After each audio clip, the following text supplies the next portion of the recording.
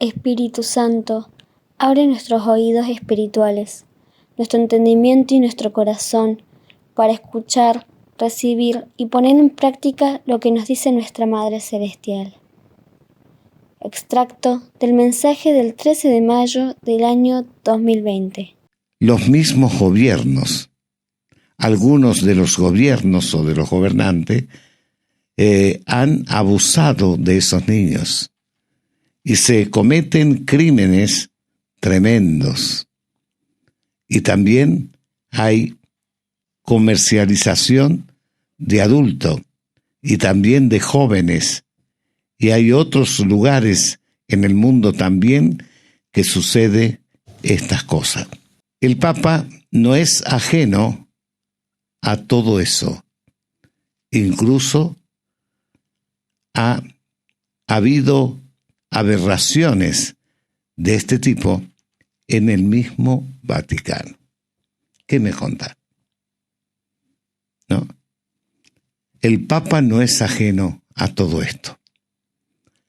Ahora bien, yo diría, como usted también se preguntaría, quizás el Papa no pueda cambiar la historia de esto, o no pueda cambiar estos sucesos, pero si los tiene en su conocimiento, debiera publicarlos y debiera denunciar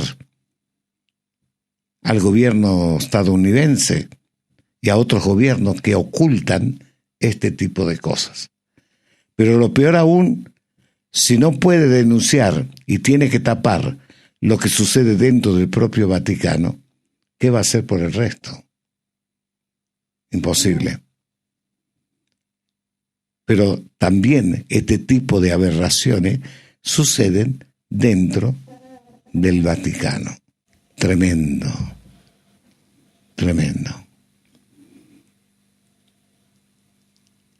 ¿Por qué se hace silencio? ¿Por qué el Papa en este momento, no solamente en eso, sino en muchísimas cosas, mira hacia otro lado? ¿Hacia dónde apunta la mirada del Papa?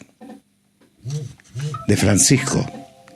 ¿Hacia dónde apunta la mirada de Francisco? Les digo que en la actualidad, tanto del Papa como de cardenales, la mayoría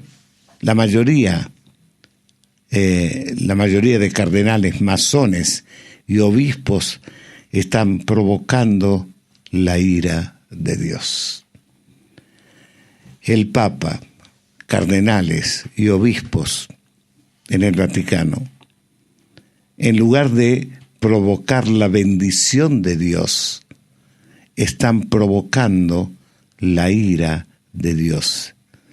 Están provocando la ira de Dios. Dios está cansado de tantas abominación que sube a su presencia. Esto va a llegar a la destrucción de la humanidad. Decía que el cisma es inevitable. Con esta perspectiva, sabemos que el cisma es inevitable.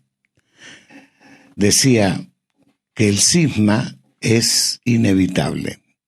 Decía la Virgen, no, el cisma es inevitable. ¿Por qué es inevitable? Porque desde el Vaticano II,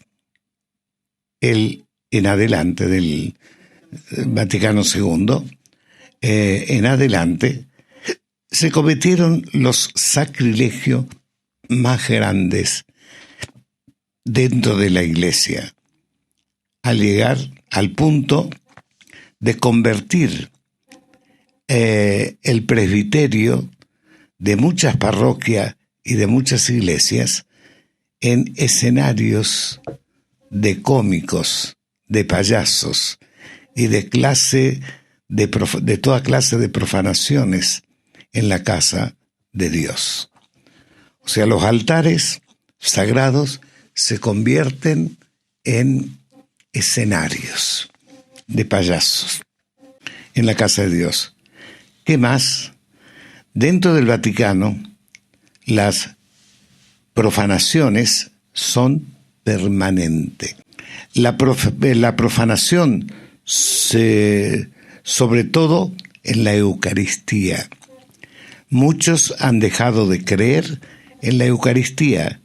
Ya no se cree en la presencia real de Jesús en la Eucaristía. Esto está en una forma generalizada. Hay sacerdotes, obispos, no sé si el Papa también, han dejado de creer en la Eucaristía. Espíritu Santo, abre nuestros oídos espirituales, nuestro entendimiento y nuestro corazón para escuchar, recibir y poner en práctica lo que nos dice nuestra Madre Celestial. Extracto del mensaje del 13 de mayo del año 2020.